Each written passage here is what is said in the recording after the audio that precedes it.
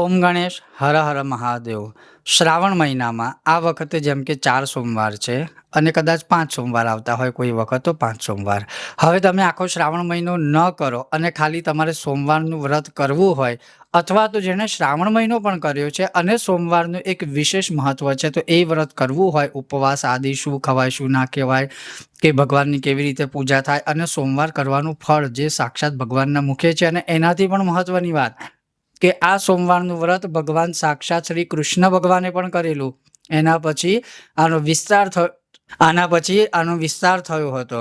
આના પછી આસ્તિક રાજાઓએ આ વ્રત કર્યું હતું, ધર્માત્માઓએ વ્રત કર્યું અને પછી પૃથ્વી પર એનો વિસ્તાર થયો હતો। એટલે આ વ્રત સોમવારનું વ્રત કેવી રીતે કરી શકાય આજે સંપૂર્ણ હું તમને શાસ્ત્રોક્ત વિધિ સાથે જણાવીશ, સત્સંગ કરાવીશ। જો તમને આજનો આ સત્સંગ વિશે વિડીયો પસંદ આવે તો લાઈક કરશો, શેર કરશો અને ચેનલ પર નવા છો તો સબસ્ક્રાઈબ કરજો। તો ચાલો સત્સંગ શરૂ કરીએ। તો શ્રાવણ મહિનાના પહેલા સોમવારે સ્નાન આદિ બધું પરવારી અને ભગવાનની સામે બેસીને જો તમારે મંદિરમાં શિવાલયમાં સંકલ્પ લેવો હોય તો શિવાલયમાં અને ઘરમાં જ આપણા શિવજીની સામે શિવશક્તિની સામે કે મંદિર સામે બેસીને સંકલ્પ લેવો હોય તો સંકલ્પ લેવાનો।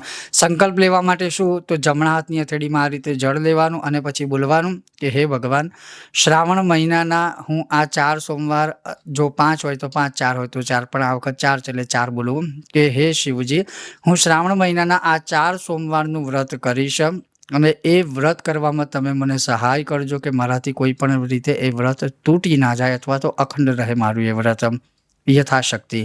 આ રીતે સંકલ્પ કરવાનો, એ જળ મૂકી દેવાનું, પછી પવિત્ર જગ્યા પર વિસર્જિત કરી દેજો। હવે આ રીતે સંકલ્પ લીધો। સંકલ્પ લીધા પછી પવિત્ર વિચારો, પવિત્ર દરેક તમારું આખા દિવસની દિનચર્યાનો તમારે એક નિયમ લેવાનો કે કોઈ પણ પ્રકારે તમારાથી કોઈ અજાણતા કે જાણતા કોઈ દોષ કે પાપ ન થાય। આ રીતે સંકલ્પ લીધા પછી 4 સોમવાર સુધી તમારે પછી આ વ્રત કરવું જ રહ્યું, કારણ કે 4 સોમવારનો આપણે સંકલ્પ લીધો હોય એટલા માટે। હવે જ્યારે આ સંકલ્પ લીધો, સંકલ્પ લઈ લીધા પછી આખો દિવસ આપણે પવિત્ર આચરણ કર્યું ને એના પછી સાયંકાળ એટલે સંધ્યાકાળનો જ્યારે સમય થાય તે વખતે ભગવાન શિવ શક્તિની પૂજા કરવી। ખાલી શિવ નહીં, શિવ સહિત શક્તિનું વર્ણન છે। તો શિવ અને શક્તિ, જો તમારી પાસે શિવલિંગ હોય તો શિવલિંગ, શ્રીયંત્ર હોય તો શ્રીયંત્ર, એટલે શિવ અને શક્તિ બંને ભેગા મૂકવાના। અને આમ તો લખ્યું છે કે ષોડશોપચાર પૂજા કરવી, પણ માનો કે કદાચ તમે જાતે ષોડશોપચાર પૂજા ન કરી શકો તો શિવ અને શક્તિ ઉપર યથાશક્તિ પંચામૃતથી અભિષેક કરો, શુદ્ધ જળથી અભિષેક કરો, ગંગાજળથી અભિષેક કરો, ફળોના રસથી અભિષેક કરો અથવા શુદ્ધ જળ હોય તો શુદ્ધ જળથી અભિષેક કરો અને અભિષેક કર્યા પછી ભગવાનને સરસ સ્નાન કરાવી દો, લૂછી દો। પછી ભગવાનનો શૃંગાર કરો, ભગવાનને વસ્ત્ર પહેરાવો અથવા તો ભગવાનને ઉપર કંકુ ચંદનના ચાંદલા કરો, ચોખા તલ બધું અર્પણ કરો। ટૂંકમાં એક સામાન્ય જે ઉપચાર હોય છે બધા ઉપચાર કરીને ભગવાનને સરસ રેડી કરી દેવાના। એના પછી બંને ભગવાનની સન્મુખ જે છે એ ગુગળનો ધૂપ અવશ્ય કરવો કે ધૂપબત્તી કરવી, ગાય માતાના ઘીનો દીવો પ્રજ્વલિત કરવો અને ભગવાનની આગળ ફળોનો પ્રસાદ અર્પણ કરવો। પછી એ ફળોનો પ્રસાદ તમે ખાઈ શકો છો। આ રીતે થઈ ગયું ભગવાનનું પૂજન। સાયંકાળમાં જ કરવાનું છે, એવું નથી કે સવારે। નોર્મલ સવારે કરો એ અલગ વાત છે, પણ વ્રત કરો ત્યારે સાયંકાળ પૂજનનું અહીંયા લખેલું છે। બીજા નંબરમાં કે જ્યારે તમે આ પૂજન કરો એ પૂજનની અંદર તમે અર્ચન વિશેષ કરી શકો, જેમ કે 108 નામ બોલતા બોલતા બીલીપત્ર ચડાવાય અથવા તો બિલ્વાષ્ટકમ બોલતા તમે બીલીપત્ર ચડાવી શકો અથવા તો કાળા તલ ચડાવી શકો। આ બધું પણ વિશેષ રૂપે તમે પૂજન કરી શકો। હવે જ્યારે પૂજન થઈ ગયું, એ પૂજન થઈ જાય એના પછી નક્ત ભોજ કરવું।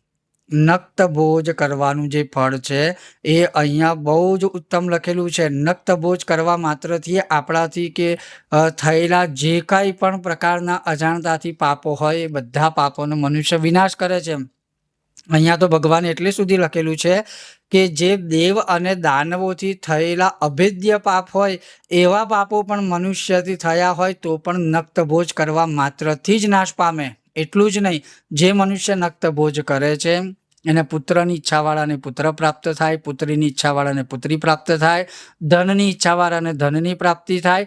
એટલું જ નહીં, મનુષ્ય જે વસ્તુનો વિચાર કરે એ બધી જ વસ્તુ એને પ્રાપ્ત થાય છે જે કોઈ મનુષ્ય નક્ત ભોજ કરે અને આ રીતે સોમવારનું વ્રત કરે એના માટે। પછી ભગવાને કહ્યું છે કે આ રીતે નક્ત ભોજ કર્યા પછી જો શક્ય હોય તો રાત્રિમાં જાગરણ કરી ભગવાનની સામે મંત્ર જાપ કરવા અને અહીંયા શબ્દશઃ લખેલું છે કે આ રીતે ભગવાનનું પૂજન તમે કર્યું સાયંકાળમાં. પછી એવું નથી કે પૂજન કરીને આપણે ઊભા થઈ ગયા, પણ પૂજન કર્યા પછી ભગવાનની સન્મુખ બેસી અને પંચાક્ષર મંત્ર નમઃ શિવાયનો યથાશક્તિ જાપ કરવો. જો તમે 1 માળા કરતા હોય તો 4 સોમવાર 1 માળા કરજો, 11 કરતા હોય, 21 કરતા હોય. ટૂંકમાં એક નિશ્ચિત સંખ્યા રાખજો કે ભગવાનની પૂજા થઈ ગઈ, શાંતિથી બેઠા અને મંત્ર જાપ કર્યા. એના પછી રાત્રે જો શક્ય હોય તો ભગવાનની સામે આમ તો લખ્યું છે કે નૃત્ય, વાદ્ય અથવા એક પ્રકારે જાગરણ કરવીને ભગવાનનું નામ સ્મરણ કે ધ્યાન સ્મરણ કે પછી મંત્ર જાપ આદિ કરી શકાય. તો તમે દેશકાળ પ્રમાણે એનું પાલન કરી શકો. હવે આ રીતે તમે સોમવારનું વ્રત કરો ત્યારે તમારું શાસ્ત્ર પ્રમાણેનું વિધાન થયું કહેવાય. બાકી અમુક વાર તમે જોશો તો ઘણા લોકો એવું કહે કે શ્રાવણનો સોમવાર કરું છું, પણ કેવી રીતે? આખો દિવસ કંઈક ને કંઈક ખા કરીને ફરારી ચેવડો કે ફરારી પીઝા, ફરારી ઢોસા કે ટૂંકમાં કંઈક ના કંઈક. પણ એ રીતે નહીં. તમે આ રીતે પ્રોપર સાચી વિધિથી જો તમે ભલે આખો શ્રાવણ મહિનો ના થાય પણ સોમવારનું વ્રત પણ આ રીતે કરશો તો વધુ સારું રહેશે અને શિવ કૃપા નિસંદેહ પ્રાપ્ત થશે. ઓમ ગણેશ, હર હર મહાદેવ, જય સિયારામ.